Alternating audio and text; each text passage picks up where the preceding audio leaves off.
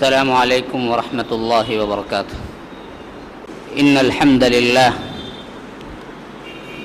نحمده ونستعينه ونستغفره ونؤمن به ونتوكل عليه ونعوذ بالله من شرور أنفسنا ومن سيئات أعمالنا.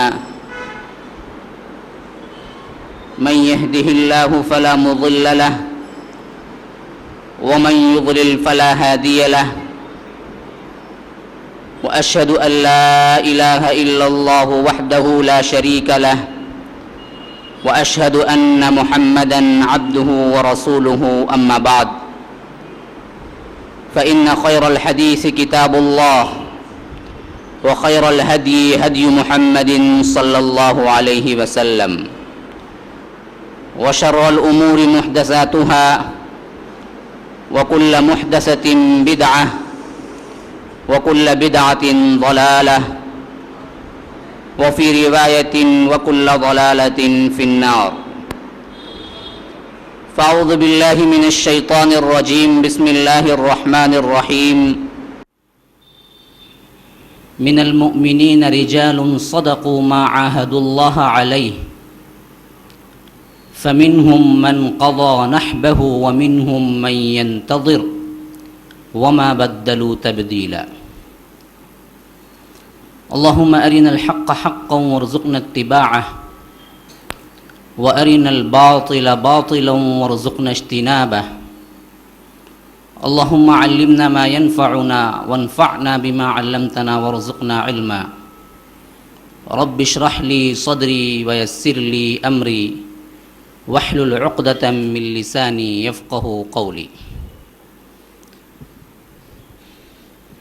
برادران اسلام، واجب الاحترام بزرگوں، دوستوں اور عزیز ساتھیوں، لائق احترام ماؤں اور بہنوں، رمضان کی ان راتوں میں جس کے لیے مجلس سجائی گئی ہے، یہ اللہ کے رسول صلی اللہ علیہ وسلم کے اصحاب کی سیرتوں کو سننے اور ان واقعات سے ہمارے ایمان کو تازہ کرنے کے لیے ہے. گزشتہ اور پیوستہ 2 سالوں سے سیرت الانبیاء کا ایک تسلسل رہا ہے ہمارے اس مرکز میں، جس کی تکمیل گزشتہ کے رمضان میں ہوئی تھی. تو سمجھ لیجئے انبیاء علیہم السلام کی مقدس جماعت کے بعد کائنات کے اندر اگر کوئی مقدس ترین گروہ ہے تو وہ اصحاب رسول اللہ ہے. اصحاب رسول اللہ صلی اللہ علیہ وسلم کی شان اتنی نرالی ہے، اتنی اونچی اور احترام کے لائق ہے. جس طرح اللہ تبارک و تعالی نے انبیاء کا خصوصی انتخاب کیا ہے، بعینہ ہی اسی طرح اصحاب رسول اللہ صلی اللہ علیہ وسلم کا بھی انتخاب کیا ہے. جیسا کہ حدیث کے الفاظ ہیں کہ اللہ تبارک و تعالی نے جب اللہ کے رسول صلی اللہ علیہ وسلم کو نبی بنانا چاہا تو حدیث میں آتا ہے کہ اللہ تبارک و تعالی نے اہل دنیا پہ نظر ڈالی، اہل دنیا پہ نظر ڈالی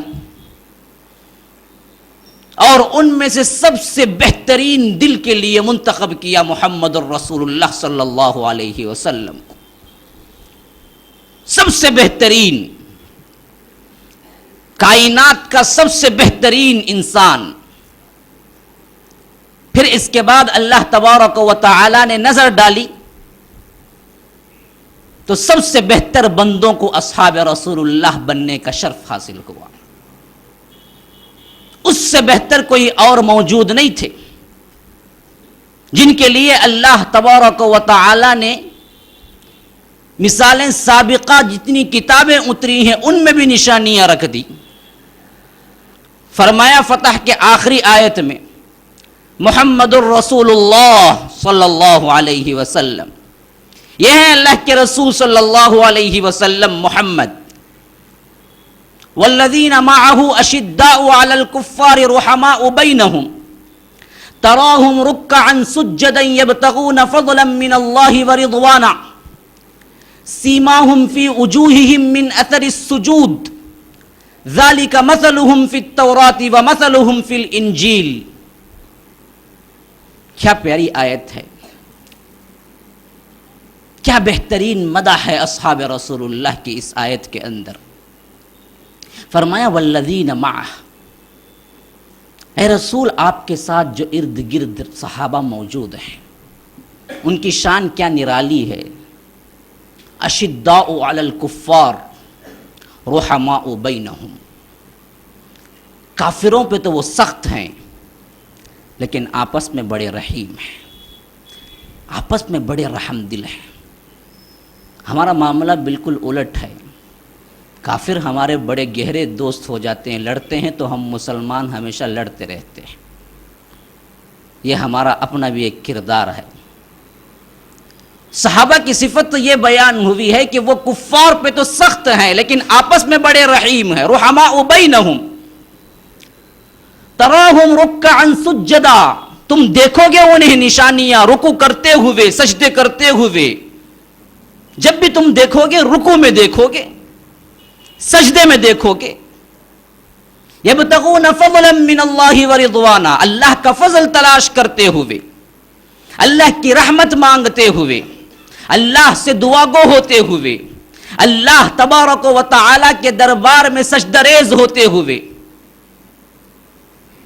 سیماہم فی وجوہہم من اثر السجود، نمازوں کے، خشوع و خضوع کے، رکوع سجدوں کے، قیام کے، ان کے جسم کے اوپر ایسے اثرات ہیں کہ دیکھنے والا پہچان لے گا یہ ہیں وہ اللہ والے، یہ ہیں وہ صحابہ.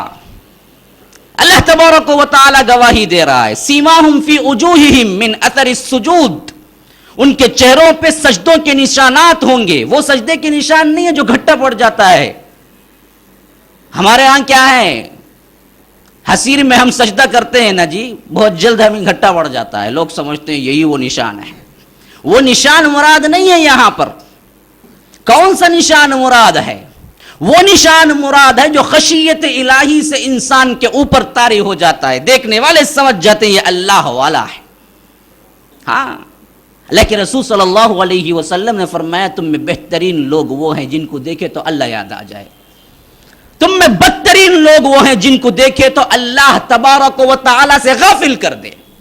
کتنے لوگ ہیں جن کو دیکھ کے ہمیں اللہ یاد آ جاتا ہے، جن کو دیکھ کے ہمیں خوف الہی طاری ہو جاتا ہے. کہاں ہے؟ خال خال نظر آتے ہیں. بس اب تو وہ زمانہ بیت گیا ہے، بہت زمانہ گزر چکا ہے. ہم لوگوں میں اس طرح کے لوگ کم ہوتے آ رہے ہیں. تو فرمایا تراہم رکعا سجدا یبتغون فضلا من اللہ ورضوانا سیماہم فی وجوہہم من اثر السجود. اب کیا فرمایا؟ ذالک مثلہم فی التوراۃ ومثلہم فی الانجیل. یہ وہ لوگ ہیں جن کی مثالیں تورات میں بھی موجود ہیں، جن کی مثالیں انجیل میں بھی موجود ہیں. اللہ اکبر. صحابی بعد میں آ رہے ہیں، ابو بکر بعد میں ثانی اثنین بن رہے ہیں، لیکن تورات میں اللہ نے ان کی نشانی رکھی ہے، انجیل میں ان کی نشانی رکھی ہے. راہب لوگ، اس دور کے علماء و رہبان پہچانتے تھے کہ ابو بکر کون ہیں، عمر کون ہیں، عثمان کون ہیں، علی کون ہیں، ابو عبیدہ کون ہیں. یہ صحابہ اللہ کے رسول صلی اللہ علیہ وسلم کے رضی اللہ عنہم اجمعین، لیکن اللہ تبارک و تعالی نے انہیں یہ شان دی کہ اللہ نے اپنے پچھلے سابقہ کتابوں میں بھی ان کا ذکر کیا ہے. آج ایک طبقہ ہے جو صحابہ کو اہمیت نہیں دیتا. بھائی کچھ لوگ یہاں پر بھی بیٹھ جائیں، جگہ ہے، آنے والوں کے لیے تنگی نہ رہے. دیکھیے یہاں پر بھی کچھ جگہ ہے، یہاں پر بھی ہے، یہ دیکھیے یہاں پر بھی ہے. آنے والوں کے لیے مجلس کیا ہے، کشادہ ہونی چاہیے. تفسحوا فی المجالس فافسحوا یفسح اللہ لکم.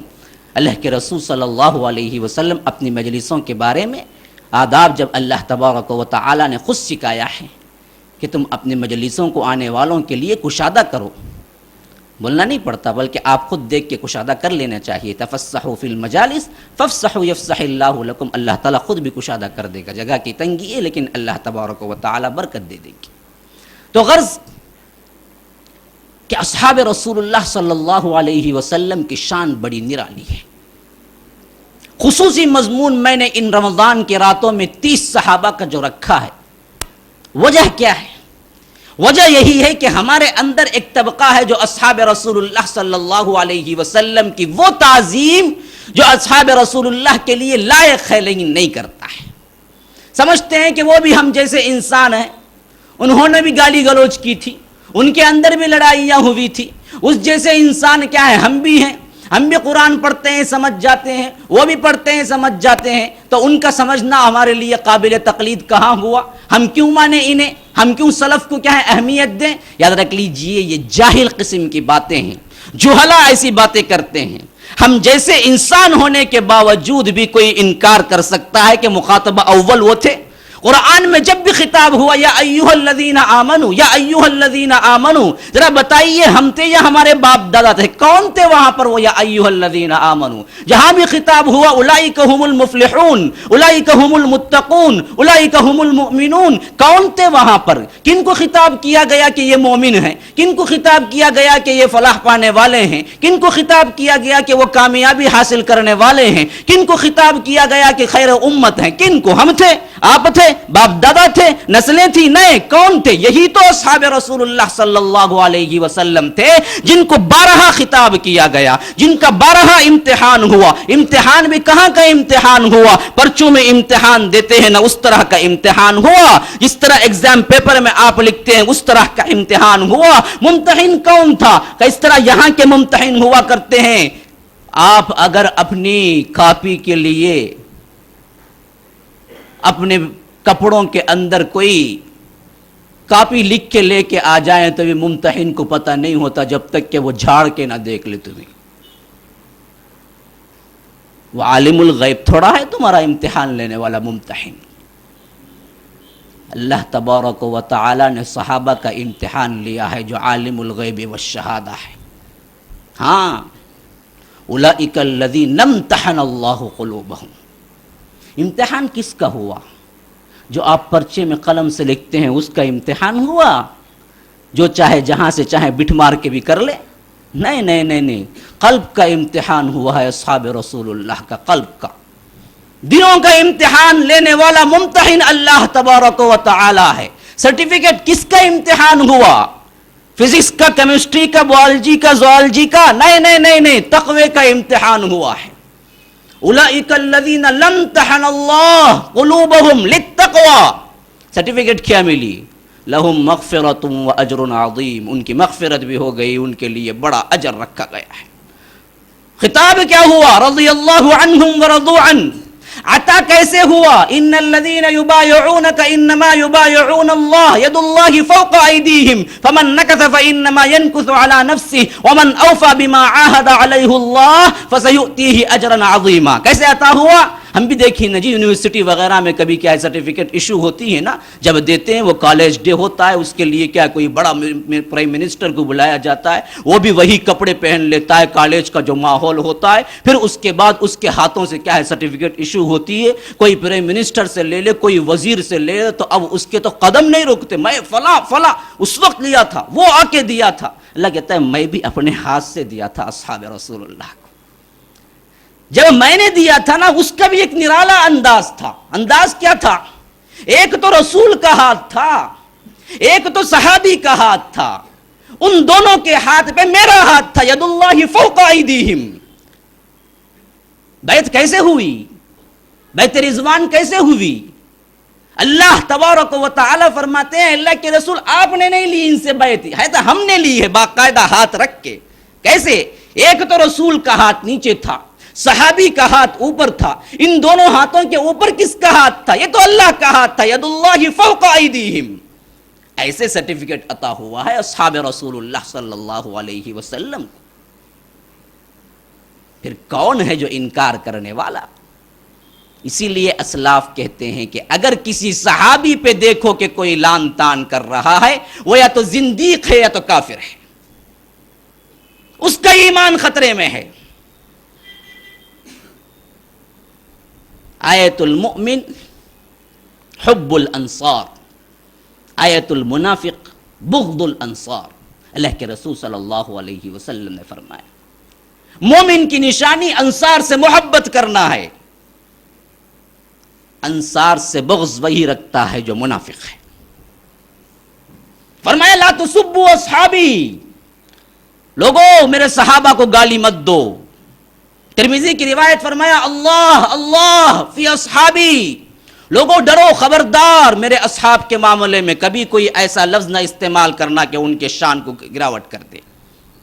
لا تتخذوهم بعدی غرضا فمن احبهم فبحبی احبهم ومن ابغضهم فببغضی ابغضهم، جس نے ان سے محبت کی دراصل اس نے میری محبت کی وجہ سے محبت کی، جس نے ان سے بغض کیا دراصل اس نے مجھ سے بغض کیا۔ کوئی ہے مسلمان ہوتے ہوئے یہ کہنے والا کہ ہمیں محمد الرسول اللہ سے بغض ہے؟ نہیں، کسی کی یہ جرات نہیں ہو سکتی۔ تو یاد رکھ لیجئے پھر اصحاب رسول اللہ کو انگلی بتانا بھی اسی بات کا مترادف ہے۔ یہ ہے وہ شان۔ کیوں یہ شان ملی؟ کیوں یہ اہمیت ملی؟ کیوں یہ مقام عطا ہوا؟ یاد رکھ لیجئے اصل میں ان کی قربانی ہے۔ اسلام کے لیے ہر چیز کا تج دینا ہے، اسلام کے لیے اپنے آپ کو وقف کر دینا ہے۔ یہی تو وہ اصحاب رسول اللہ کی مٹھی بھر جماعت تھی جو صرف 23 سال کی مدت میں ایسا انقلاب برپا کیا، ایسا ریولوشن کہ آج تک تمام مؤرخین حیران ہیں کہ یہ کس طرح ہو گیا۔ عرب کے بدو صحرا نشین جن کے لیے نہ پڑھائی تھی، نہ تعلیم تھی، نہ دولت تھی، نہ حکومت تھی، نہ تمدن تھا، نہ تہذیب تھی، صرف 23 سال کی مدت میں قیصر و کسریٰ کے محلات کے مالک بن گئے۔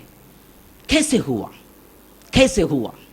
آج تک ریسرچ چل رہے ہیں ان کی اپنی یونیورسٹیوں میں، امریکہ کے بڑے بڑے یونیورسٹیوں میں، یورپ کے بڑے بڑے یونیورسٹیوں میں آج بھی تحقیقات چل رہے ہیں کہ یہ رونما کیسے ہوا کہ 23 سال کی مدت میں وہ خانہ نشین، وہ بدو قسم کے قوم قیصر و کسریٰ کے محلات کے مالک بن گئے۔ کیا بنی؟ کیسے بنی؟ صحابہ نے ایک معاملے میں تبدیلی نہیں کی، ایک معاملے میں انقلاب برپا نہیں کیا، ہر معاملے میں انقلاب ہوا ہے۔ ان کی تہذیبیں بدل گئی، ان کا تمدن بدل گیا، ان کا رہن سہن بدل گیا، ان کے اخلاق بدل گئے، ان کے کردار بدل گئے، ان کے عقائد بدل گئے، ان کے رسم و رواج بدل گئے۔ دیکھیے کس کس پہلو سے اصحاب رسول اللہ صلی اللہ علیہ وسلم نے بدلاؤ کیا ہے۔ آج ہم بھی ہیں نا، کتنے رمضان ہیں ہم سے گزر چکے ہیں، کتنے رمضان میں ہم نے احادیث کو سنا ہے، کتنے رمضان میں ہم نے کلام اللہ کو سنا ہے۔ ذرا ٹھنڈے دل سے غور کیے بدلاؤ کتنا آیا ہے ہمارے اندر۔ گزشتہ سال سے اس سال تک ہمارے گھروں کے اندر بدلاؤ کتنا آیا ہے، کتنے بے پردہ خواتین باپردہ بن گئی ہیں، کتنے داڑھی مونڈھے شخص داڑھی والے بن گئے ہیں، کتنا بدلاؤ ہمارے اندر آیا ہے۔ ذرا غور تو کر کے دیکھیں، وہاں دیکھیے بدلاؤ کیسے لمحات کے اندر آیا کرتا تھا، ایک ایک آیت ان کے لیے انقلاب بن کے آیا کرتی تھی۔ ایک صحابی آئے، اللہ کے رسول صلی اللہ علیہ وسلم نے اور ایک صحابی کو بلایا، کہا کہ ابھی اسلام لائے، بالکل بدو خانہ نشین، بالکل بدو گاؤں والا، کنوار جسے ہم کہتے ہیں، علم سے کوئی خاص تعلق نہیں، اللہ کے رسول صلی اللہ علیہ وسلم پہ ایمان لایا۔ اللہ کے رسول نے ایک معلم کو بلایا، ابن مسعود ہوں، خواہ عبداللہ ابن عمر ہوں، خواہ عبداللہ بن عمرو بن عاص ہوں، اسی طرح کے ایک معلم کو بلایا، کہا کہ جاؤ اس کو سکھا دو زلزال کی صورت، اس کو سکھا دو سورہ زلزال سکھا دو۔ اصحاب رسول اللہ صلی اللہ علیہ وسلم بھی سکھانے کا انداز کیا نرالا ہے. ہم بھی پڑھتے ہیں لیکن اثر نہیں ہوتا ہے. کیوں اثر؟ اسی وجہ سے نہیں ہوتا کہ ہم شعوری طور پہ کبھی پڑھتے ہی نہیں ہیں. ہم تو بے شعوری طور پر کئی ختم کر لیتے ہیں لڈو کھانے کے لیے, جھانگری کھانے کے لیے, کبھی کھیر پوریاں کی دعوت بھی ہو جاتی ہے, لیکن کبھی غور سے پڑھنے کا مقام تو آتا نہیں ہے. ابھی یہ صحابی ابھی اسلام قبول کیے ہیں, وہ پڑھ رہے ہیں اذا زلزلت الارض زلزالها واخرجت الارض اثقالها وقال الانسان ما لها يومئذ تحدث اخبارها بان ربك اوحى لها يومئذ يصدر الناس اشتاتا ليروا اعمالهم فمن يعمل مثقال ذرة خيرا يره ومن يعمل مثقال ذرة شرا يره. کہا کہ حسبک حسبک حسبک. سب سمجھ گیا میں. صحابی نے کہا کہ حسبک, سب سمجھ گیا میں, مجھے اتنا کافی ہے, بس ہے. پڑھانے والے صحابی حیران رہ گئے, اتنا کافی ہے, بس ہے, کیا مطلب ہے؟ کہا کہ پورا اسلام ہے, اور کیا چاہیے؟ کہا کہ پورا اسلام ہے. پہلی آیت میں فرمایا کہ نیکی خواہ رائی کے دانے کے برابر بھی ہوگی, حساب لے لے گا. برائی کا خواہ رائی کے دانے کے برابر بھی ہوگی, حساب لے لے گا. بس پوری زندگی آ گئی, اب تو مجھے دیکھ دیکھ کے نیکی کیا ہے بدی کیا ہے کرنا ہے, مجھے بس معلوم ہو گیا پوری چیز. وہ صحابی اس صحابی کا ہاتھ پکڑے سیدھے اللہ کے رسول کے پاس پہنچے. کہا کہ اللہ کے رسول, آپ نے کہا ان کو قرآن سکھانے کے لیے ابھی ایک سورہ ختم نہیں ہوئی, ایک آیت سکھایا ہوں میں نے, فَمَن يَعْمَلْ مِثْقَالَ ذَرَّةٍ خَيْرًا يَرَهُ وَمَن يَعْمَلْ مِثْقَالَ ذَرَّةٍ شَرًّا يَرَهُ. تو انہوں نے کہا کہ بس میں سب کچھ سیکھ گیا. اللہ کے رسول نے کہا کہ کیا کہا تم نے؟ صحابی نے کہا کہ اللہ کے رسول, اس میں تو وہ بات بتلا دی گئی ہے, اب تو زندگی کے کسی معاملے میں کوئی اختیار ہے ہی نہیں. اب تو وہ بات ہے کہ میں ہر کام دیکھوں کیا نیکی ہے کیا بدی, کیونکہ ہر ایک کا حساب ہوگا خواہ اور رائی کے دانے کے برابر. اب تو مجھے چلنا ہی چلنا ہے اسی اسلام پر. اللہ کے رسول نے کہا کہ فطرت پہ پہنچ گیا بندہ, بھیج دو بس کافی ہے.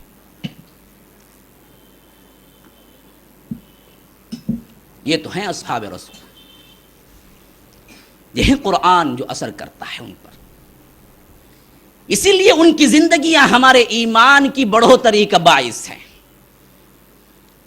جن قلوب کے اندر اصحاب رسول اللہ کے لیے جگہ نہیں ہے, پھر وہ ایمان کی صحیح حلاوت پا ہی نہیں سکتا ہے. فرمایا اللہ تبارک و تعالی نے انہی سے خطاب کرتے ہوئے, کنتم خیر امت اخرجت للناس تأمرون بالمعروف وتنہون عن المنکر وتؤمنون باللہ. کیا فرمایا؟ فرمایا کہ تم سب سے بہترین امت ہو. کون سی امت؟ کون سی امت؟ سب سے بہترین امت. کون؟ ہم ہیں, ہم تھے جب آیت نازل ہو رہی تھی, ہم تھے, ہمارے باپ دادا تھے, ہماری نسلیں تھیں. اللہ کے لیے بتائیے ٹھنڈے دل سے, کون تھے جن کو اللہ کہہ رہا ہے کہ تم سب سے بہترین امت ہو؟ کن تم, ہونے والی امت نہیں کہا, ہو گئی یا ہو, یہ معنی ہے کن تم خیر امہ. خیر امہ اس وقت کون تھے؟ جب صحابہ خیر امت نہیں ہے تو پھر کائنات کے اندر کوئی خیر امت ہو ہی نہیں سکتا. اسی لیے فرمایا کہ تم خیر امت ہو. کس بنیاد پہ خیر امت ہو؟ قریشی ہو اس وجہ سے خیر امت ہو, خاندانی قبیلے والے ہو اس وجہ سے خیر امت ہو, مالدار ہو اس وجہ سے خیر امت ہو. کون سا ایسا معاملہ ہے جس کی وجہ سے تم خیر امت ہو گئے؟ تو فرمایا کہ تأمرون بالمعروف وتنہون عن المنکر, تم نیکی کا حکم دیتے ہو, برائی سے روکتے ہو. وتؤمنون باللہ, اللہ پہ ایمان لاتے ہو. یہ ہے خیر امت بننے کا سبب. خیر امت بننے کا سبب اسلام ہے. خیر امت بننے کا سبب مذہب ہے. خیر امت بننے کا سبب اللہ کے رسول پہ اپنی جان کو نچھاور کر دینا ہے. خیر امت بننے کا سبب دراصل برائی کو روک تھام کے لیے اپنا تن من دھن لگا دینا ہے. خیر امت بننے کا سبب نیکیوں کو بڑھ چڑھ کر حصہ لینا ہے. یہ ہے سبب. جب اس کو چھوڑا تو ہم بدترین امت بن کے رہ گئے, جب بھی اس کو پکڑا امت نے تو خیر امت بن کے رہ گئے. کہ اصحاب رسول اللہ صلی اللہ علیہ وسلم ہے. پھر اللہ کے رسول صلی اللہ علیہ وسلم بھی بعض صحابہ کو بڑی بڑی فضیلتیں تھیں. ترمذی کی روایت, اللہ کے رسول صلی اللہ علیہ وسلم نے فرمایا, زندگی کے اندر دنیا میں ابھی زندگی گزار رہے ہیں, آخرت کا معاملہ پردہ غیب میں ہے. کوئی خواہ مسلمان پوری زندگی سجدے میں سر رکھ کے کیوں نہ گزار دے, یہ دعویٰ نہیں کر سکتا کہ مجھ پہ جنت واجب ہو گئی یا میں جنتی ہوں. اگر کوئی کرے گا تو نہ قوم مانے گی، نہ ماننے کی بات ہے، بلکہ الٹا کیا ہے، یہ اس کی جہل کی نشانی ہے۔ کوئی یہ دعویٰ نہیں کر سکتا دنیا کے اندر، خواہ اپنی پوری زندگی سجدے میں سر رکھ کے کیوں نہ گزار دے کہ میں جنتی ہوں، یہ دعویٰ۔ لیکن اللہ کے رسول نے فرمایا ابو بکر فی الجنہ، عمر فی الجنہ، عثمان فی الجنہ، علی فی الجنہ، زبیر فی الجنہ، طلحہ بن عبید اللہ فی الجنہ، عبد الرحمن بن عوف فی الجنہ، سعد بن ابی وقاص فی الجنہ، ابو عبیدہ ابن الجراح فی الجنہ۔ اللہ کے رسول صلی اللہ علیہ وسلم یوں گناتے چلے گئے، یہ جنت میں ہیں، جنت میں ہیں، ہے تو دنیا میں ہیں، جنت گئے نہیں، ابھی تو زندگی گزار رہے ہیں۔ اللہ کے رسول صلی اللہ علیہ وسلم نے منزلتیں بتا دی، اب جنت ان کے لیے واجب ہو گئی، وہ تو گویا جنت میں ہیں، یہیں سے اشارے دے دیے۔ اصحاب رسول اللہ صلی اللہ علیہ وسلم یہ جنت کی خوشخبری پانے کے بعد بھی زندگی کا معمول کیا تھا؟ خشیت الہی سے تھر تھر کانپا کرتے تھے۔ اللہ کے رسول صلی اللہ علیہ وسلم کے جانے کے بعد تو ان لوگوں کا معمول یوں ہو گیا تھا، دنیا کی زندگی سے بالکل اچاٹ ہو چکے تھے، راتیں نمازوں میں، دن روزوں میں صرف ہوا کرتے تھے۔ پھر بھی وفات کا وقت آیا، ایک ایک صحابی کا وفات کا وقت ایسا ہے اگر ہم پڑھتے ہیں تو ہمارے اونٹے کھڑے ہو جاتے ہیں۔ عمر جیسی شخصیت اپنے بیٹے ابن عمر کو کہتے ہیں وفات کے قریب، بیٹے میرا منہ کے بل مجھے زمین پہ لٹا دے اور میرے رخسار کو زمین کے ساتھ ملا دے۔ عبداللہ ابن عمر کہتے ہیں کہ میں نے سوچا کہ ابا جان عاجزی انکساری کی وجہ سے یا ہمیں سبق دینے کی وجہ سے یوں کہہ رہے ہیں کہ اپنے رخسار کو زمین کے ساتھ ملا دے۔ میں یہ کرنے سے جھجکا، میں پیچھے ہٹ گیا، میں دوسرے طور پر ٹالنا چاہا تو حضرت عمر جلال میں آ گئے، اپنے وہی جلال میں جو عمر کا ان کے ساتھ کیا ہے، خاص تعلق ہے۔ کہا کہ میں کیا کہہ رہا ہوں، تم کیا کہہ رہے ہو، تم کیا کہہ رہے ہو؟ میں کہہ رہا ہوں کہ مجھے کسی نہ کسی طرح پلٹاؤ اور میرے چہرے کے بل مجھے لٹا کے میرے رخسار کو زمین کے ساتھ ملا دو۔ جب دیکھا عمر کا غصہ، عبداللہ ابن عمر کہتے ہیں کہ میں آگے بڑھا، ڈرتے ڈرتے اس حالت میں، کس حالت میں پتا ہے؟ وہ کیا مریض تھے، بستر پہ پڑے ہوئے مریض تھے؟ نہیں، ان کو تو خنجر چبایا گیا تھا۔ خنجر کہاں؟ یہاں کھندے سے جب چلایا گیا تھا خنجر، تو وہ خنجر چیرتا ہوا ان کے پیٹ تک پہنچ چکا تھا۔ خون بہ جانے کی وجہ سے اتنا خون بہا، صحابہ نا امید ہو گئے، 3 دن اسی حالت میں پڑے رہے ہیں۔ ایسی حالت میں کیا کہہ رہے ہیں وہ، کیا کہہ رہے ہیں؟ مجھے لٹا دو، مجھے الٹا لٹا دو اور میرے رخسار کو زمین کے ساتھ ملا دو۔ جب انہوں نے آگے بڑھ کے کیا، عبداللہ ابن عمر کہتے ہیں کہ میں نے بڑی مشکل سے انہیں لٹایا اور اس کے بعد ان کے رخسار کو مٹی سے ملایا تو اس وقت وہ مٹی سے ملنے لگے اپنے چہرے کو۔ کہا کہ اے اللہ، یہ عمر عاجزی سے التجا کرتا ہے کہ میرے گناہوں کو معاف کر دے۔ کون عمر؟ وہ عمر جن کے بارے میں اللہ کے رسول نے کہا کہ شیطان جس گلی سے، عمر جس گلی سے گزرتے ہیں، شیطان اس گلی سے نہیں گزر سکتا، اس کے اندر یہ جرات نہیں ہے۔ میرے بعد کوئی نبی ہوتا تو عمر ہوتا۔ پچھلی قوم میں اللہ تبارک و تعالی بہت سوں کو الہام کیا کرتے تھے، اگر میری امت کے اندر کوئی ملہم بندہ ہے تو وہ عمر ہے۔ عمر وہ ہے کہ جو پورے سر سے لے کر پیر تک ایسا لباس اوڑے ہوئے ہے جو ایمان کا لباس ہے۔ عمر وہ ہے جس کے لیے میں نے اس سے بہترین جنت میں ایسا محل دیکھا ہے کہ مجھے خواہش پیدا ہو گئی کہ اندر بھی جا کے دیکھوں۔ صرف عمر کی غیرت مجھے یاد آ گئی، میں وہیں سے لوٹ آیا۔ یہ عمر اپنی کیفیت کیا ہے وفات کے وقت؟ ہم بھی کہاں زندگی گزار رہے ہیں، کن غفلتوں میں پڑے ہوئے ہیں؟ یہ چھوٹے چھوٹے اعمال پہ ہمارے اندر کتنا اترانا شروع ہو جاتا ہے۔ شیطان کس طرح تھپک کے ہمیں سلاتا ہے کہ بہت کر لیے جی، اور کیا کرتے ہو، تمہارے لیے تو کیا ہے، جنت کے 8 دروازے کھل گئے ہیں، اور کیا کرتے ہو؟ تو یہ ہیں اصحاب رسول اللہ صلی اللہ علیہ وسلم۔ اب آئیے جن کی زندگی ہے اس کے واقعات بھی سنیں گے۔ فضائل کی حیثیت سے بعض باتیں میں نے کہہ دی ہیں۔ ایک نوجوان ہے، اپنی نوجوانی کی عمر امنگوں، آرزوؤں، امیدوں کی ہوتی ہے۔ لیکن اللہ نے جن کا انتخاب کیا تھا رسول کے لیے وہ معمولی انسان تو نہیں تھے. کہتے ہیں وہ ایک نوجوان بندہ تجارت کے سلسلے میں کبھی کبھار شام بھی جاتے ہیں، وہ وہاں پر تجارت بھی کرتے ہیں، بڑا نفع کما کے واپس لوٹتے ہیں. اپنے قبیلے کے بڑے ہونہار بندے ہیں، ماں کو بڑی آس ہے کہ یہ بڑا ہوگا تو سردار بنے گا پورے قبیلے کا. وہ کہتے ہیں کہ میں گیا بصرہ کے بازار میں تجارت کی، بڑی اچھی تجارت کی، بڑا منافع ہوا. ایک دن کیا دیکھتا ہوں کہ وہ بصرہ کے بازار کے قریب ایک چرچ جو ہے وہاں کا جو راہب ہے وہ باہر نکل کے آ کے اعلان کر رہا ہے، ارے تم میں مکے کا کوئی شخص موجود ہے؟ جب پہلی مرتبہ اعلان کیا تو میں حیران رہ گیا، یہ کیوں خصوصی طور پہ پوچھ رہا ہے کہ مکے کا کوئی شخص ہے؟ پھر اس نے دھائی لگائی کہ مکے کے قرب و وجار کے قبائل جو ہیں اس کے اندر کا کوئی شخص تم میں موجود ہے. میں نے آس پاس دیکھا کوئی بھی تو نہیں، لیکن میں تو مکے کا رہنے والا تھا. میں نے ہاتھ اٹھایا، کہا کہ میں ہوں مکے کا رہنے والا. تو اس نے جھٹ پوچھا کیا تم میں احمد کا ظہور ہو چکا ہے؟ میں نے پوچھا کون احمد؟ کہا کہ وہی جو عبداللہ کے بیٹے ہیں محمد اور ان کے دادا عبد المطلب ہیں، قریش کے خاندان میں سے بنو ہاشم میں سے ہونے والے ہیں. ہاں میں نے کہا کہ ہاں ایسے شخص ہیں، لیکن میں جب نکلا تھا کوئی بات تو نہیں ہوئی، میں تو تجارت کے لیے وہیں سے آ رہا ہوں. محمد بن عبداللہ تو کوئی بات نہیں کی.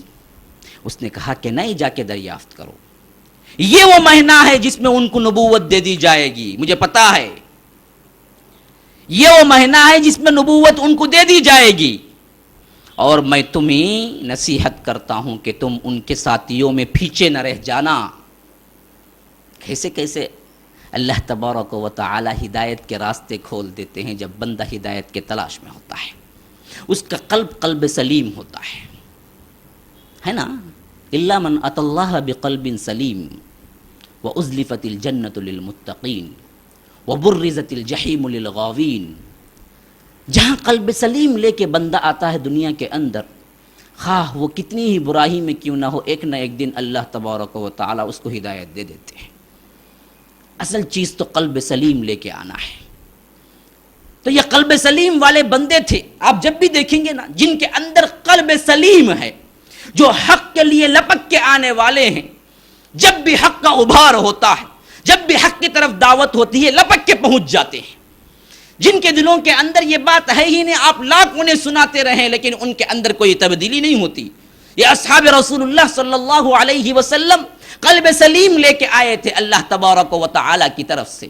یہ کہتے ہیں نوجوان جیسے ہی میں نے سنا اس راہب کی زبان سے ایک عجیب واقعہ اور اس نے کہا کہ تم پیچھے نہ رہ جانا ان کے ساتھیوں میں، تو میں نے وہیں سے اپنا بزنس، تجارت، اپنا قافلہ سب کچھ چھوڑا اور اپنے لیے ایک سواری کا انتخاب کیا، بالکل تیز تر سواری کا، اور دوڑاتے ہوئے مکہ پہنچا. اپنے گھر پہنچا، سب سے پہلے گھر والوں کو خطاب کیا، کہا کہ تم میں کوئی بات ہوئی، بات ایسی کہ جو اس سے پہلے کبھی نہ ہوئی تھی، ایسی کوئی خبر سنی ہے؟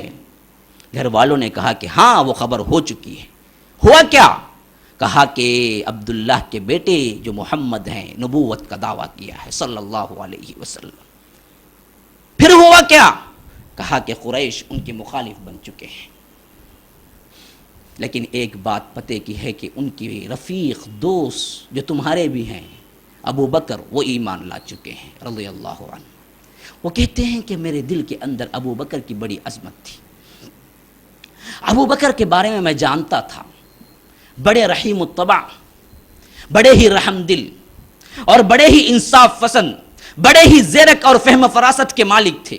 وہ کوئی غلط بات اختیار نہیں کر سکتے تھے. میں دوڑا گیا، ابو بکر سے ملاقات کی، کہا کہ کیا یہ واقعہ ہے کہ قریش کے خاندان بنو ہاشم کے اندر محمد صلی اللہ علیہ وسلم نے نبوت کا دعویٰ کیا ہے اور تم نے اس کو قبول کر لیا ہے؟ انہوں نے کہا کہ ہاں بعینی ہی بالکل صحیح دعویٰ کیا ہے اور انہوں نے قبول کرنے کی میرے پاس وجوہات ہیں. پھر کہتے ہیں کہ انہوں نے میرے لیے بھی دعوت شروع کر دی کہ دیکھو تم بھی اس دین کے اندر آ جاؤ. تو انہوں نے کہا کہ دیکھو ابو بکر تم میرے دوست ہو، لیکن اس سے بھی بڑی بات یہ ہے کہ مجھے بصرہ کے راہب نے بتایا ہے کہ اس ماہ میں دراصل یہ نبوت کا اظہار کریں گے. ابو بکر نے کہا کہ یہ تو بہت اہم بات ہے. بصرہ کے راہب نے اظہار کیا، اگر یہ واقعہ تم اللہ کے رسول کو سناؤ گے تو اور خوش ہوں گے، چلو تم بھی چلو. ہم اللہ کے رسول کے پاس پہنچتے ہیں. کہتے ہیں کہ میں ابو بکر ساتھ بھی نکلے اور پہنچے اللہ کے رسول صلی اللہ علیہ وسلم کے پاس. کہا ابو بکر نے اللہ کے رسول یہ میرے دوست ہیں اور ان کے ساتھ ایک واقعہ ہو چکا ہے. بصرہ کے راہب نے دراصل آپ کی نبوت کی اطلاع دی ہے. کیوں نہ اطلاع دیں؟ کیوں نہ اطلاع دیں؟ آپ حیران ہوں گے کیا باتیں کہہ رہا ہے. نہیں، کائنات کے کل ذرات نے دراصل گواہی دی ہے جب اللہ کے رسول صلی اللہ علیہ وسلم نے نبوت کا اعلان کیا ہے. ایک ہم بدبخت ہیں جو صحیح طور پہ نہیں مانتے، نہیں جانتے اللہ کے رسول کی عظمت کو. یہ ہماری بدقسمتی ہے کہ ہم نہیں جانتے ہیں اللہ کے رسول کو. مکے کے وادیاں جانتی تھی، پہچانتی تھی اللہ کے رسول صلی اللہ علیہ وسلم کی نبوت کو. پہاڑیاں پہچانتی تھی اللہ کے رسول صلی اللہ علیہ وسلم کی نبوت کو. ترمذی کی روایت میں خود اللہ کے رسول صلی اللہ علیہ وسلم کہتے ہیں میں اس پتھر کو پہچانتا ہوں جو نبوت سے پہلے مجھے سلام کیا کرتا تھا. آج بھی میں اسے پہچانتا ہوں، نبوت سے پہلے مجھے سلام کیا کرتا تھا. بحیرہ راہب کے واقعے میں خود جب اللہ کے رسول صلی اللہ علیہ وسلم 13 سال کے ہیں، جب قافلہ اترا تو تمام وہاں کے درخت دراصل سجدے میں گر گئے تھے. اسی سے راہب نے پہچانا کہ اس کے اندر آخری نبی آنے والا جو ہے وہ اس کے اندر موجود ہے. اللہ کے رسول صلی اللہ علیہ وسلم کے پاس ایک بدو آیا. کہا کہ کیا دلیل ہے کہ آپ اللہ کے رسول ہیں؟ اللہ کے رسول نے پوچھا کون سی دلیل تمہیں چاہیے؟ کہا کہ اتنا چاہیے کہ یہ فلاں درخت جو ہے، وہ فلاں درخت، وہ دور وہاں پر ایک درخت تھا. اللہ کے رسول نے کہا کہ وہ فلاں درخت جو ہے نا اس کو میں بلاؤں اب اور وہ شہادت دے تو مان لو گے تم؟ کہا کہ یہ تو بڑی عجیب باتیں کر کے دکھائی. کہا کہ اللہ کے رسول نے اس درخت کو یوں اشارہ کیا کہ ایسے آؤ تو وہ چلتا ہوا آیا. کہا کہ اشہد انک محمد رسول اللہ، پھر چلتا ہوا واپس چلا گیا. کون نہیں پہچانتا تھا؟ کائنات سجائی گئی ہے اللہ کے رسول صلی اللہ علیہ وسلم کی نبوت کے لیے. وَأَنَّا لَمَسْنَا السَّمَاءَ فَوَجَدْنَاهَا مُلِئَتْ حَرْسًا شَدِيدًا وَشُهُبًا وَأَنَّا كُنَّا نَقْعُدُ مِنْهَا مَقَاعِدَ لِلسَّمْعِ فَمَنْ يَسْتَمِعِ الْآنَ يَجِدْ لَهُ شِهَابًا رَصَدًا. جنات کہہ رہے ہیں یہ کیا ہو گیا ہے کائنات کے اندر کہ جہاں جاتے ہیں مار پڑتی ہے شہاب ثاقب کی. فَأَتْبَعَهُ شِهَابٌ ثَاقِب. یہ کیا قصہ ہے؟ ہم تو پہلے سیدھے چلے جایا کرتے تھے، ملائے اعلیٰ کی باتیں سن لیا کرتے تھے، لیکن یہ کیا معاملہ ہے؟ اب تو ہم سوپر کیا ملائے اعلیٰ کے قریب تو بہت دور کی بات ہے، پہلے آسمان تک بھی نہیں پہنچتے ہیں. لمسنا السماء، ٹٹولا ہم نے آسمان کو. فوجدناها، ہم نے پایا. ملئت حرسا شدیدا وشہبا، کہ شہاب ثاقب سے پورا آسمان پٹا پڑا ہوا ہے. وَأَنَّا كُنَّا نَقْعُدُ مِنْهَا مَقَاعِدَ لِلسَّمْعِ، ہم بیٹھ کے ان کی باتیں سن لیا کرتے تھے، لیکن اب فَمَن يَسْتَمِعِ الْآنَ يَجِدْ لَهُ شِهَابًا رَصَدًا، اب ہم سننے کے لیے کوئی امکان باقی ہی نہیں رہ گیا ہے. جنوں میں تشویش ہو چکی تھی. یہ اللہ کے رسول کے آمد کی اطلاع ہے. پہچانتے نہیں ہیں تو ہم امت نہیں پہچانتی ہے ان کی. کتنا دکھ ہوگا اللہ کے رسول کو جس امت کے لیے انہوں نے راتوں کو رو رو کے اپنے رب کو منایا ہے. ہم نہیں پہچانتے، ہم ان کی سنتوں کا ادراک نہیں کرتے، ہم ان کے لیے اپنے کردار کو نہیں بدلتے، اپنے عادات و اطوار کو نہیں بدلتے، ان کی محبت میں ہم تبدیل نہیں ہوتے. پھر دعوے ہیں، بڑے بڑے عشق کے دعوے ہیں. یہ کیسے دعوے ہیں؟ عجیب و غریب دعوے. آج کا تو کوئی بچہ بھی نہیں مانے گا اس طرح کے دعوے جو ہم نے دین کے ساتھ لگا رکھے ہیں. تو غرض کہ اللہ کے رسول صلی اللہ علیہ وسلم کے پاس یہ نوجوان پہنچتا، ابو بکر پہنچتے، واقعات کہتے. اللہ کے رسول صلی اللہ علیہ وسلم نے بڑے بلیغ انداز میں خطبہ دیا ان کے سامنے. دیکھو میں اللہ کے رسول بن کے آیا ہوں تمہارے لیے. اسی وقت وہ نوجوان پکار اٹھتا ہے کہ اشہد ان لا الہ الا اللہ و اشہد ان محمد رسول اللہ. تو اللہ کے رسول صلی اللہ علیہ وسلم خوشی سے نعرہ لگاتے ہیں اور ان کے لیے خیر و برکت کی دعا کرتے ہیں, دنیا و آخرت کی کامیابی کی دعا کرتے ہیں. جن کے لیے اللہ تبارک و تعالی کے دربار میں رسول اللہ ہاتھ اٹھا دے, جن کے لیے ان کی کامیابی دنیا و آخرت کی کامیابی کے لیے خصوصی دعا کر دیں, پھر ان کی کامیابی کا کیا کہنا. کبھی ایسا ہو سکتا ہے کہ اللہ کے رسول کامیابی کی دعا کر دیں کسی بندے کے لیے اور وہ بندہ خاسر ہو جائے؟ نہیں نہیں نہیں, اللہ تبارک و تعالی بھی انہیں بڑا اونچا مقام دے دیتا ہے. تاریخ میں وہ ان مقام ان اصحاب کے اندر آتے ہیں جو عشرۃ المبشرہ کے نام سے جانے جاتے ہیں, جو اللہ کے رسول صلی اللہ علیہ وسلم نے ان کی اپنی زندگی میں فرمایا یہ جنت کے مستحق ہو چکے ہیں. ان کی زندگی یہاں کی زندگی میں بشارت دے دی کہ یہ جنتی ہیں. کون ہے یہ طلحہ بن عبید اللہ ہیں. آج کی سیرت کا نام, آج کی صحابی کی زندگی کا نام طلحہ بن عبید اللہ. جب اسلام قبول کرتے ہیں کہتے ہیں کہ میں اور ابو بکر کے علاوہ 4-5 مسلمان اور تھے, بس میں ابو بکر کے علاوہ 4-5 مسلمان اور تھے بس جنہوں نے اسلام قبول کیا تھا. اس وقت ان کی عمر کیا ہے؟ 16-17 سال کی عمر. ذرا یہ بیٹھے ہوئے نوجوان اپنے آپ پہ غور کریں نا, جب ان کی عمریں 16-17 سال کی تھی کتنا جانتے تھے یہ اسلام کے بارے میں, کتنا سوچا ہے انہوں نے اسلام کے بارے میں, کتنی اپنی زندگی کے بارے میں فکر کی ہے کہ میں کہاں سے آ گیا ہوں, کہاں جا رہا ہوں, میری منزل کیا ہے, مجھے کیا کرنا ہے. کبھی سوچا ہے؟ ہم تو پکچر کے دھن میں ہوتے ہیں, میوزک کے دھن میں ہوتے ہیں. ہمارے لیے تو کیا اسٹائل ہونا چاہیے کہ فلاں ایسے بال رکھتا ہے, فلاں ایسی زبان رکھتا ہے, فلاں ایسے ایکشن رکھتا ہے, اسی میں ہماری زندگی بیت جاتی ہے. یہ عجیب معاملہ ہے. ارے یہی 17-16 سال کی عمر میں وہ کارنامے انجام دیے اصحاب رسول اللہ کے, حیران رہ جائیں گے. اب دیکھیے قبول کیا اسلام کو, چھوڑ دیے گئے ایسے ہی. نئے بہت تکلیفیں دی گئی, خاندان والوں نے بھی دی, غیروں نے بھی دی, خود اپنی ماں دشمن بن گئی. صعبہ جن کے بارے میں آتا ہے بڑی بڑھیا تھی لیکن اپنے بیٹے سے بڑی امید تھی انہیں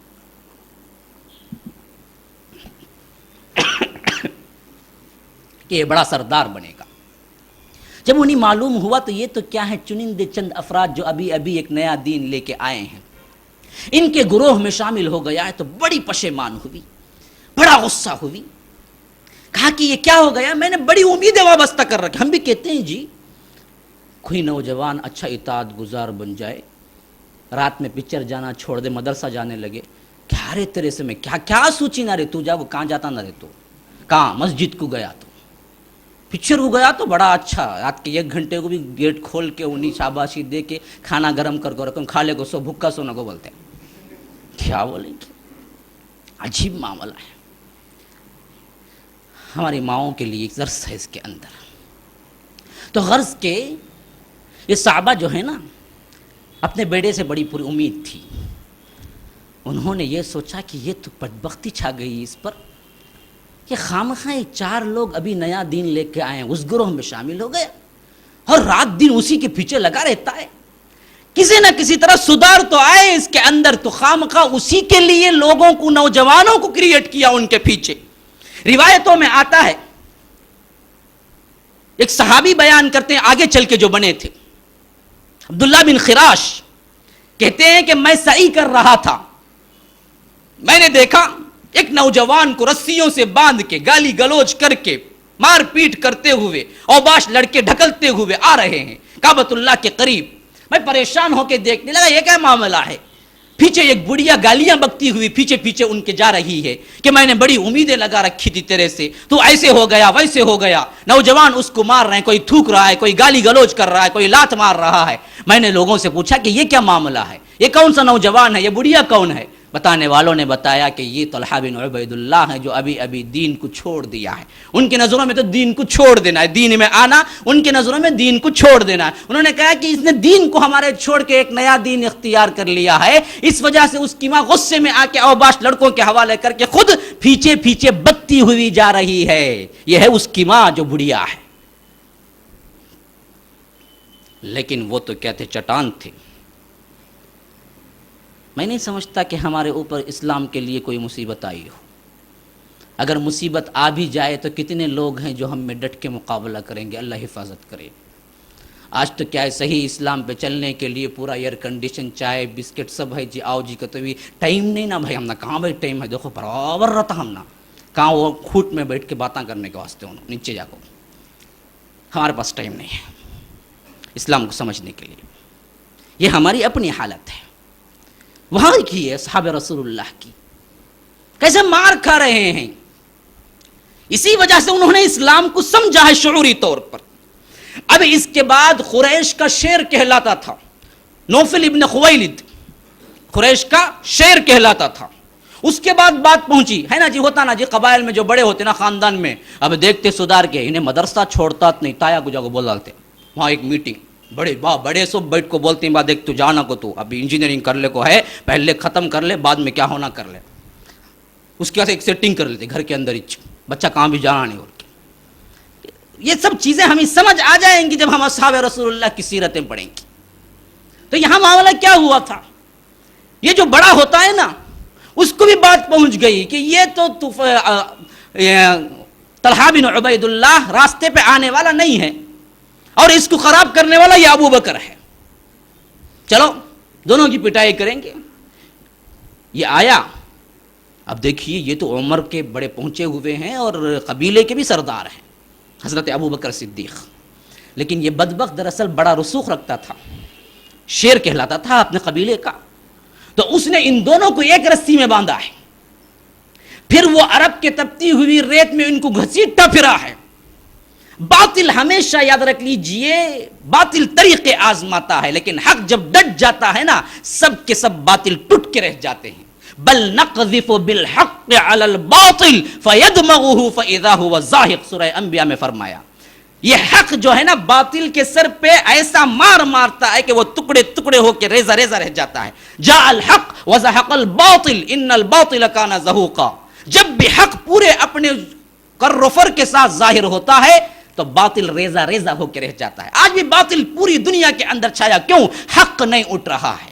حق کے رہنے والے، حق جن کے پاس ہے وہ آگے بڑھنے والے نہیں ہیں. حق جن کے پاس ہے وہ خود اپنے آپ کو اس کے مطابق ڈھالنے والے نہیں ہیں. ہم مسلمانوں نے حق کو چھوڑ دیا ہے. یاد رکھ لیجیے جب بھی مسلمانوں کی ایک جماعت یہ حق کو لے کے اٹھے گی باطل کی تمام طاقتیں ٹوٹ کے رہ جائیں گی. یہاں پر بھی دیکھ لیجیے ان کو مارا گیا، ان کو پیٹا گیا، ان کو دراصل ریت میں لٹایا گیا، ان کے زخموں پر نمک چھڑکا گیا، ان کے زخموں پر کیا ہے مرچی ڈالی گئی. لیکن انہوں نے احد کا ایک نعرہ کے علاوہ کوئی اور نعرہ نہیں، بلکہ انہوں نے اور استقامت کے ساتھ اس میں جم کے بتا دیا. تو اللہ کے رسول صلی اللہ علیہ وسلم کی خدمت میں اور زیادہ آنے لگے. اللہ کے رسول صلی اللہ علیہ وسلم کو اپنا آپ اور زیادہ قربان کرنے لگے. تو خود اللہ کے رسول صلی اللہ علیہ وسلم نے ان کی کشادگی کے لیے دعائیں کر دی. پھر تو ایک زمانہ ایسا بھی آتا ہے طلحہ بن عبید اللہ کا، اتنا بڑا مرتبے والا زمانہ آتا ہے کہ وہ زندگی میں اصحاب کے زبانی، اللہ کے رسول کے زبانی کیا لقب استعمال کرنا شروع ہوا حضرت طلحہ بن عبید اللہ کے لیے کہ زندہ شہید. زندہ شہید کیا معنی ہے؟ شہید تو جب مر جاتا ہے نا تب شہید کہلاتا ہے. یہ زندہ شہید کا کیا معنی ہے؟ واقعہ سن لیجئے کیسے ہیں یہ زندہ شہید. خیر وقت کی کمی ہے، میں انشاءاللہ لیکن ختم کروں گا. ہاں کچھ وقت مجھے دے دیجئے. ہاں سواں اتوار ہے.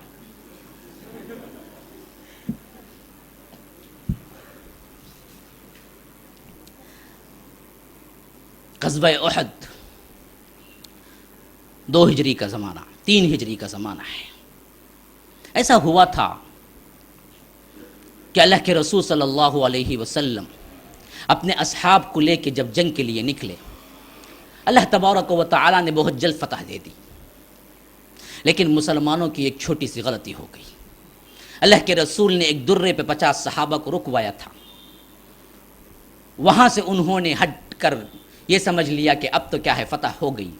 ایک چھوٹی سی غلطی کے لیے اللہ تبارک و تعالیٰ نے ایک سبق دینے کے لیے جو فتح ہو چکی تھی اس کی شکست میں بدل دی، اور صحابہ مشرکین مکہ سے مار کھانے لگے، حتیٰ کہ ایسا ہونے لگا کہ انہوں نے جس طرح گاجر مولی کو کاٹا جاتا ہے اس طرح کے اصحاب رسول اللہ کا شہید کرنا شروع کر دیا ہے۔ اب دیکھیے نا، اس میں بڑا سبق موجود ہے، اسباق تو بہت تھے، میرے پاس وقت نہیں ہے۔ پوری زندگی میں ایک غلطی کے لیے اللہ تبارک و تعالیٰ نے ایک فتح کو شکست میں تبدیل کر دی۔ ہم پوری زندگی اللہ کے رسول کی نافرمانی کرتے ہیں تو کیا ہمیں کامیابی ملے گی؟ ہاں، لوگ کہتے ہیں کہ ترقی یوں نہیں ہوتی ہمارے پاس پیسہ نہیں ہے، تعلیم نہیں ہے، فلاں نہیں ہے، فلاں نہیں ہے، سب آگے بڑھو، یہ پڑھو، یہ کرو تو ہمارے لیے ترقی کی راہیں کھل جائیں گی۔ کہاں سے کھلیں گی؟ پوری رات دن تم نافرمانی کرتے رہتے ہو اپنے رسول کی، تو پھر کامیابی کہاں ملیں گی؟ ایک نافرمانی کی تھی تو پھر فتح کو شکست میں تبدیل کر دیا اللہ نے۔ غزوہ احد میں بڑا سبق ہے مسلمانوں کے لیے۔ اچھا، جب یہ شکست میں تبدیل ہوئی، مسلمانوں کے اوپر ایسا افراتفری کا عالم مچا کہ خود پتہ نہیں تھا کہ اصحاب رسول اللہ کہاں ہیں، رسول اللہ کہاں ہیں، ان پہ مدافعات کرنے والے کہاں ہیں، مشرکین کون ہیں، مسلمان کون ہیں۔ بہت سو نے مسلمان سمجھ کے، بہت سو مشرکین نے اپنے لوگوں کو قتل نہیں کیا، بلکہ مسلمانوں نے خود اپنے مسلمانوں کو قتل کر دیا کہ مشرک سمجھ کر۔ اتنا افراتفری مچی ہے۔ اب اللہ کے رسول صلی اللہ علیہ وسلم جس مخصوص ایریے میں تھے، ان کے لیے ایک حجرہ بنا دیا گیا تھا، وہاں پر اللہ کے رسول صلی اللہ علیہ وسلم پوری فوج کا وہ منظر دیکھ رہے تھے کیا ہو رہا ہے۔ تو ساتھ میں اس وقت 11 انصار اور 1 مہاجر تھے اللہ کے رسول صلی اللہ علیہ وسلم کے۔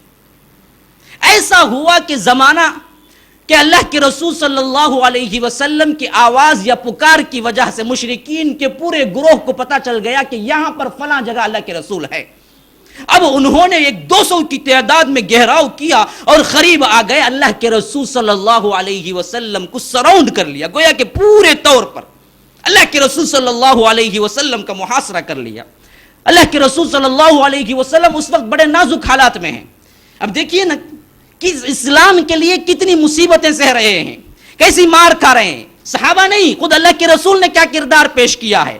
اگر اپنے حبیب کے لیے بھی اللہ تبارک و تعالی ایسے مصائب پیش کر سکتا ہے، کھڑے کر سکتا ہے، تو یہ دراصل بتلانا مقصود تھا امت مسلمہ کو کہ یہ اسلام کی راہ ہے جس کے اندر تکالیف آئیں گے، تمہیں سہنا ہے۔ اگر معجزے سے اسلام پھیل جاتا تو اللہ تبارک و تعالی صرف معجزات سے اسلام پھیلا دیتا، اپنے حبیب کے لیے کوئی مصیبت کھڑی نہ ہوتی، خراش تک نہیں آتی۔ اللہ کے رسول نے مار بھی کھایا ہے، اللہ کے رسول کا خون بھی بہا ہے، اللہ کے رسول صلی اللہ علیہ وسلم کے دندان مبارک بھی شہید ہوئے ہیں، اللہ کے رسول صلی اللہ علیہ وسلم کو چٹائی جلا کر داغا بھی گیا ہے۔ یاد رکھ لیجیے، یہ سب مصائب و عالم کیوں؟ کیا اللہ تبارک و تعالی پر رحم نہیں تھا؟ اللہ تبارک و تعالی اللہ کے رسول کے محبوب نہیں تھے؟ کیوں ہوا؟ یہ دراصل امت کو سبق ہے کہ لوگوں تم سمجھو، یہ اسلام قربانی مانگتا ہے، بغیر قربانی کے اسلام نہیں۔ تمہیں قربانی دینی ہے، تم نے اپنے منمانی خواہشات پہ چل کے اسلام پہ نعرہ نہیں لگا سکتے۔ اسلام پہ چلنا ہے تو اپنے منمانی خواہشات کو ہٹا کے رکھنا ہے۔ یہاں دیکھیے اس وقت اللہ کے رسول صلی اللہ علیہ وسلم کس حیثیت میں تھے۔ ایک تو معاملہ یہ تھا کہ یہ بدبخت یہودی نے گڑھا کھود کے رکھا تھا، اسی وجہ سے گڑھا کھود کے رکھا تھا کہ جب یہ جنگ کو یہاں سے جائیں گے تو اس گڑھے میں بغیر غفلت کے گر جائیں گے اور مار لگ جائے گا۔ بعینی ہی وہی ہوتا ہے کہ جیسے ہی وہ اوپر چڑھنے کے لیے اللہ کے رسول اٹھتے ہیں، اس کے گڑھے کھودے ہوئے ایک گڑھے میں پاؤں گرتا ہے اور پاؤں میں موج آ جاتی۔ اتنی تیزی کے ساتھ جب چلتے ہیں تو اور گڑگے میں جب موج آتی ہے تو اللہ کے رسول چلنے کے قابل نہیں رہتے۔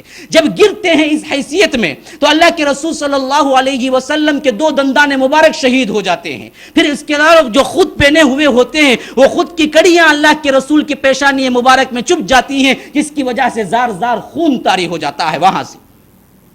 کیا حالت ہوگی حبیب کی، اللہ کے رسول کی، کیفیت تو دیکھیے نا۔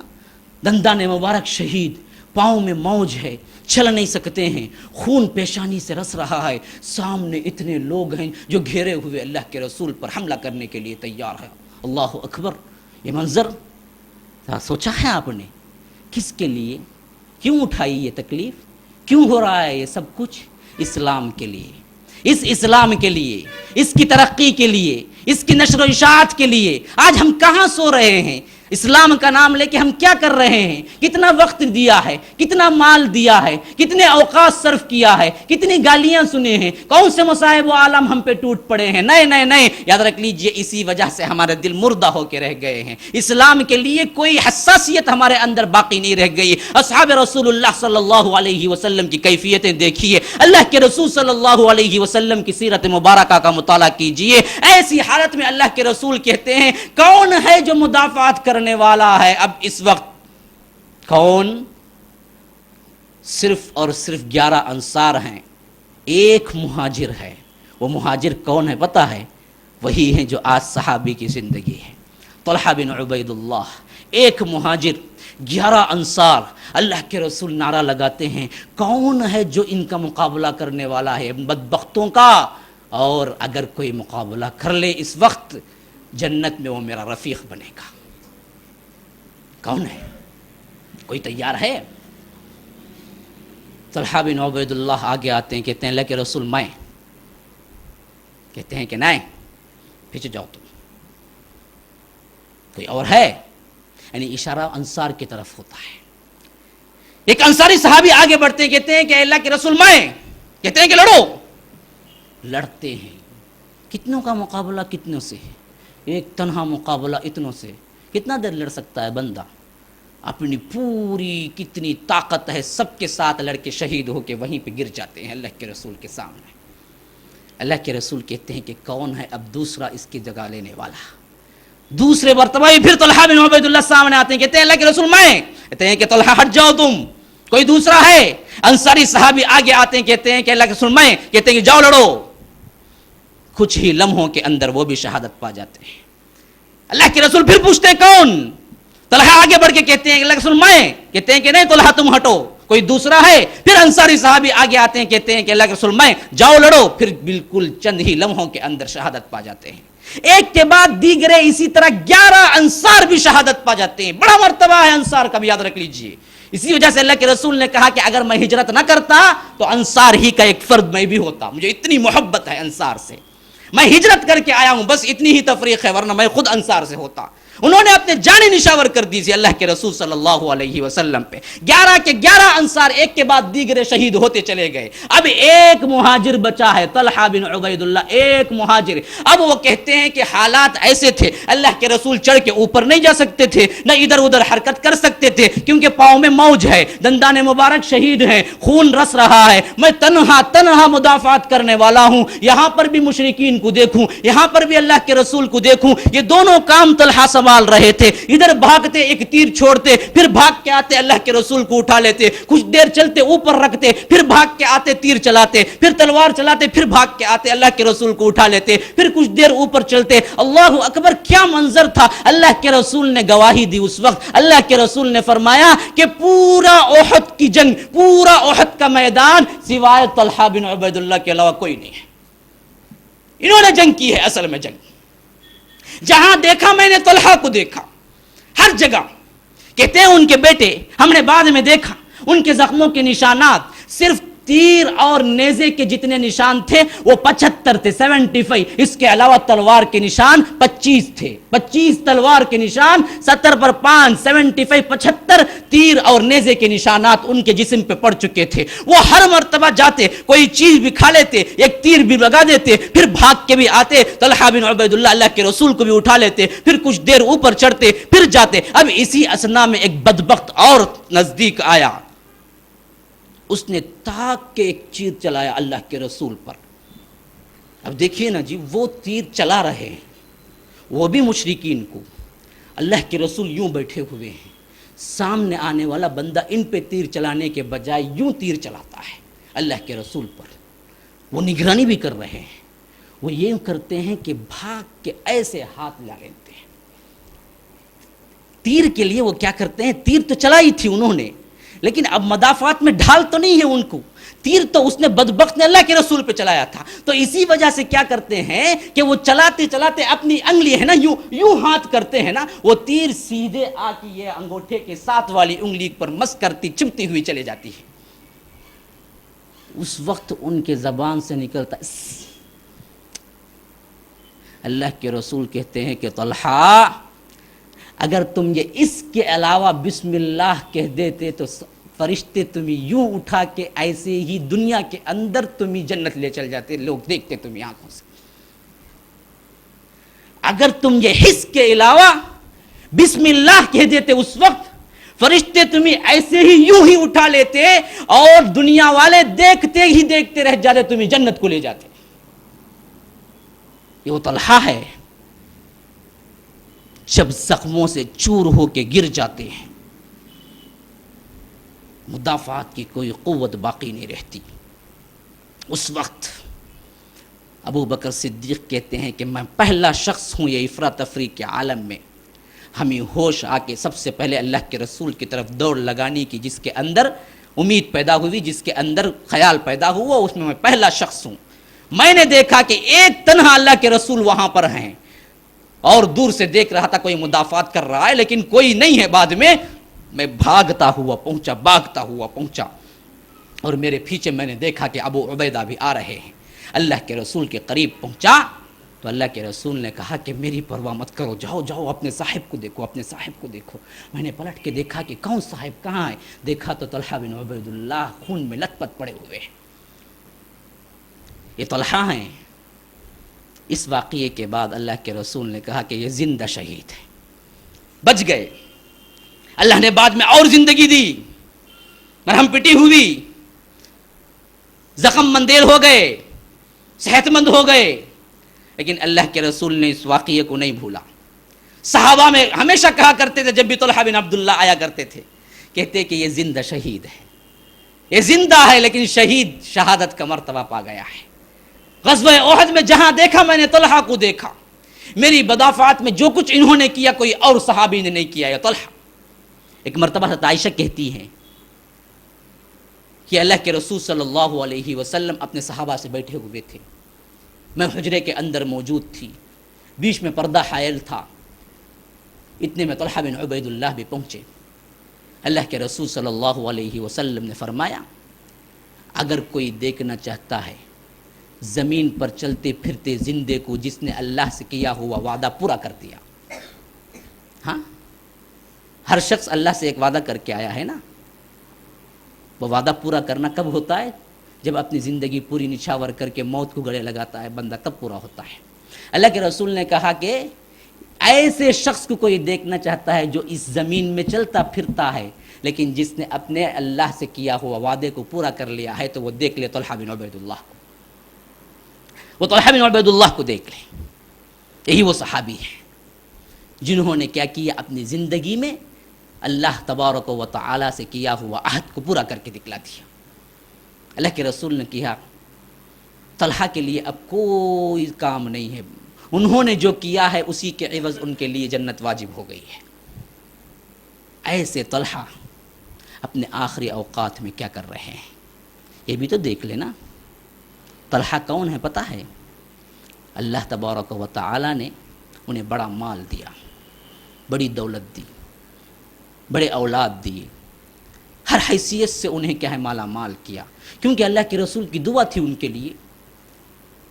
35 ہجری میں ان کے مال کا حساب کہتے ہیں صحابہ 1000 درہم صرف ان کی ماہانہ آمدنی ہوا کرتی تھی۔ جب انہوں نے ایک تجارت کا منافع الگ الگ کبھی کیا تو کبھی کبھی 7-8 ہزار درہم و دینار آ جایا کرتے تھے۔ ان کی کل جائیداد کا کبھی انہوں نے حساب لگایا تو 3 کروڑ درہم تھے اس زمانے میں۔ درہم چاندی کے ہوتے ہیں، پیسے نہیں ہوتے ہیں، چاندی کے ہوتے ہیں، دینار سونے کے ہوتے ہیں۔ کہتے ہیں کہ اتنے اللہ والے تھے، ہمیشہ روزہ رکھا کرتے تھے، ہمیشہ سخاوت میں ایسے تھے کہ صحابہ میں مشہور ہو گئے کہ سب سے بڑے سخی۔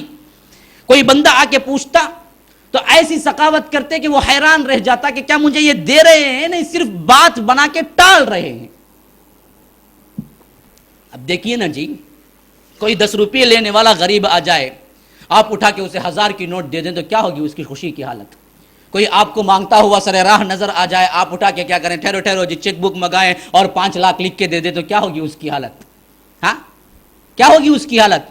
ایسے ہی سخاوت کیا کرتے تھے وہ۔ جب آ جاتا کوئی تو ایسی سخاوت کیا کرتے تھے کہ لینے والا شک میں پڑ جاتا یہ کیا کر رہے ہیں، سچ مچ دے رہے ہیں۔ ایک مرتبہ سر راہ مل گیا ایک بھکاری، کہا کہ کچھ دے دو۔ انہوں نے کہا کہ اچھا ٹھہرو، میں نے عثمان بن عفان کے زمانے میں ایک بہت بڑا پلاٹ لیا تھا 3 لاکھ درہم کا، تمہیں وہ پلاٹ چاہیے؟ نہیں، 3 لاکھ درہم پیسے چاہیے۔ اس نے کہا کہ پلاٹ نہیں، مجھے 3 لاکھ درہم دے دو۔ منگایا 3 لاکھ درہم دے دے۔ وہ بندہ پریشان حیران، یہ کیا کر رہے ہیں؟ یہ ایسے ہی سخاوت کیا کرتے تھے۔ اس سخاوت کے باوجود کیسے ڈرا کرتے تھے؟ ان کے آخری زمانے کا واقعہ طلحہ بن عبید اللہ کا۔ ایک رات ایسا ہوا کہ قافلہ پہنچا ان کی تجارت کا، 7 لاکھ درہم پورے لا کے ان کے گھر میں ڈال دیا۔ ابھی جب بیوی کے پاس آئے، بیوی کون بیوی؟ یہ حضرت ابو بکر کی بیٹی ہے، ام کلثوم بنت ابو بکر، یہ ان کی بیٹی ہے، ان کے بیوی ہیں۔ وہ آئے ہیں، زار زار رو رہے ہیں، افسدہ ہیں، نہ کچھ خوشی ہے نہ کوئی معاملہ کر رہے ہیں بیوی سے۔ اب بیوی پریشان ہو گئی، کیا ہو گیا میرے سرتاج کو، میرے شوہر؟ اب بیوی بھی تو کیا ہے نا، یہ ابو بکر کی بیٹی ہے نا، یہ ہمارا آج کا حال تو نہیں ہے نا 7 لاکھ لے لے گا مجھے دے ڈالو بولنے کا واسطے معاملہ وہ بھی تو نہیں ہے نا۔ اب بیوی ہے پریشان ہو گئی، شوہر پریشان ہے۔ پوچھا کہ کیا سرتاج کیا ہوا ہے، آخر کیا میرے سے کچھ خطا ہو گئی، میرے سے کوئی غلطی سرزد ہو گئی جس کی وجہ سے آپ غمگین ہیں؟ کہا کہ نہیں ایسی کوئی بات نہیں ہے، آپ تو بڑے اللہ والی ہیں، آپ تو بڑے عبادت گزار ہیں، میں کیوں خفا ہوں آپ سے؟ مسئلہ یہ ہے کہ میرے گھر کے اندر آج 7 لاکھ درہم موجود ہیں، میں ڈر رہا ہوں کہ اللہ تبارک و تعالیٰ کو کل کو کیا جواب دوں گا اگر اللہ سوال کر دے کہ اے طلحہ تیرے گھر میں 7 لاکھ درہم تھے اور تم نے اسی حالت میں رات گزاری، میں نہیں چاہتا کہ میرے گھر میں 7 لاکھ درہم رہے رات گزار دو۔ ام کلثوم بنت ابی بکر نے کہا کہ اس میں پریشانی کی کیا بات ہے؟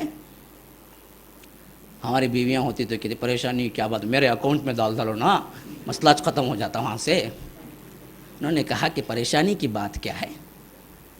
ابھی اپنے قبیلے کے فقراء و مساکین کی لسٹ بنائیے، صبح ہوتے ہی بلائیے، یا ابھی آپ کے جو کچھ ہو سکتے ہیں بلائیے، ان سب کو برابر کا تقسیم کرتے چلے جائیے، انشاءاللہ صبح تک 7 لاکھ درہم تقسیم ہو جائیں گے۔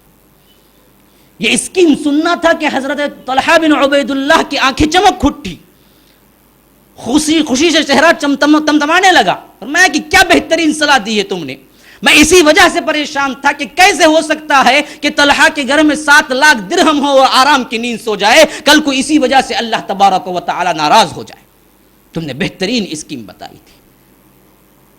صبح تک کہتے ہیں کہ طلحہ بن عبید اللہ کے گھر میں 1 دینار نہیں بچا تھا۔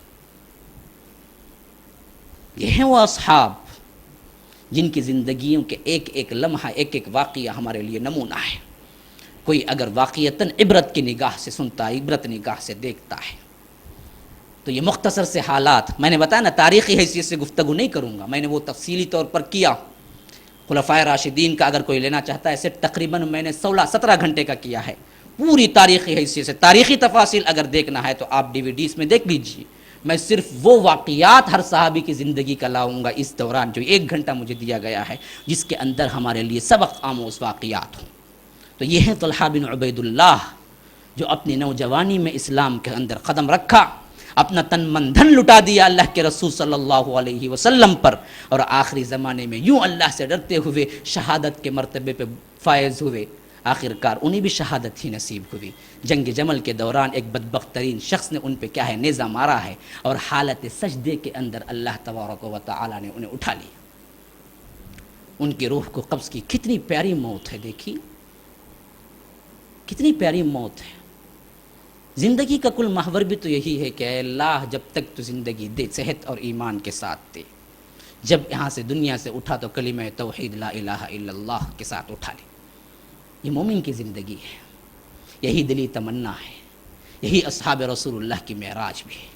دیکھیے کل زندگی انہوں نے لٹا دی، سب کچھ لٹایا، لیکن اللہ نے پھر بھی بہت کچھ دیا۔ انفاق ایسے تھا، لیکن کہتے ہیں کہ جب وراثت تقسیم کی گئی تو تقریباً 3 کروڑ درہم ان کے اولاد کے اندر آئے تھے تقسیم کرنے کے لیے، باوجود اتنی ثقافت کے۔ کیونکہ حبیب نے فرمایا ہے، ہمارے رسول نے، ما نقص صدقۃ من مال، صدقہ و خیرات سے مال کم نہیں ہوتا۔ لوگ سمجھتے ہیں کہ کم ہو جاتا ہے، نہیں نہیں نہیں، جتنا تم اللہ کے راہ میں دو گے اتنا ہی بڑھتا چلا جائے گا۔ کوئی ایک بتائیے جو اللہ کی راہ میں دینے سے مفلس ہو گیا ہے؟ نہیں، بلکہ اور غنی ہو گیا ہے۔ عثمان الغنی کہتے ہیں۔ کس وجہ سے غنی کہتے ہیں؟ انہوں نے بھی ایسی سخاوت کی ہے کہ صحابہ میں کوئی اور اس طرح کی سخاوت کرنے والا نظر نہیں آتا ہے، لیکن اتنا پیسہ دیا، اتنی دولت دیا، تو ان کے لقب کے ساتھ، ان کے نام کے ساتھ یہ لقب جڑ گیا کہ غنی ہے۔ تو یہ ہیں وہ صحابی طلحہ بن عبید اللہ، جن کی سیرت کے چند واقعات جو میں نے آپ کے سامنے رکھے ہیں۔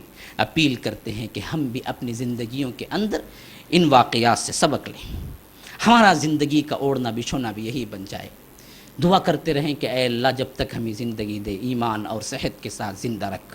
اللہ تو جب اٹھا لے کلمہ توحید لا الہ الا اللہ کے ساتھ ہمیں اٹھا لے۔ اللہ تیرے رسول کی شفاعت نصیب کر دے، تیرے رسول کی رفاقت نصیب کر دے۔ اللہ کے رسول صلی اللہ علیہ وسلم نے جو کچھ خوشخبریاں دی ہیں اس امت کو، اے اللہ ان کا حامل بنا دے۔ اے اللہ اس امت کے لیے حوض کوثر کا پانی نصیب کر۔ یہاں پر بیٹھے ہوئے تمام لوگوں کو اسی طرح جمع کر دے جس طرح یہاں بیٹھے ہوئے ہیں، اسی طرح جنت الفردوس میں جمع کر دے۔ ھذا وباللہ التوفیق، صلی اللہ وسلم علی نبینا محمد۔ اسأل اللہ لی ولکم ولسائر المسلمین من کل ذنب فاستغفروہ انہ هو الغفور الرحیم۔ ابو بکر اور عمر ہے بالا، غنی علی بھی ہے سب سے اعلیٰ۔ ابو بکر اور عمر ہے بالا، غنی علی بھی ہے سب سے اعلیٰ۔ یہ رنگ برنگے ہنسی گلے تر در نبی پر کھلے ہوئے ہیں۔ یہ رنگ برنگے ہنسی گلے تر در نبی پر کھلے ہوئے ہیں۔ ہو جنگ خندق یا بدر و احد، تبوک ہو یا کہ جنگ خیبر، ہو جنگ خندق یا بدر و احد، تبوک ہو یا کہ جنگ خیبر، جہاں جہاں بھی نظر گئی ہے وہی صحابہ کھڑے ہوئے ہیں۔ جہاں جہاں بھی نظر گئی ہے وہی صحابہ کھڑے ہوئے ہیں۔ سلام تم پر عمر کے تم نے نبی کا جھنڈا بلند کیا ہے۔ سلام تم پر عمر کے تم نے نبی کا جھنڈا بلند کیا ہے۔ یہی وجہ ہے کہ نام سن کر ابھی بھی کافر ڈرے ہوئے ہیں۔ یہی وجہ ہے کہ نام سن کر ابھی بھی کافر ڈرے ہوئے ہیں۔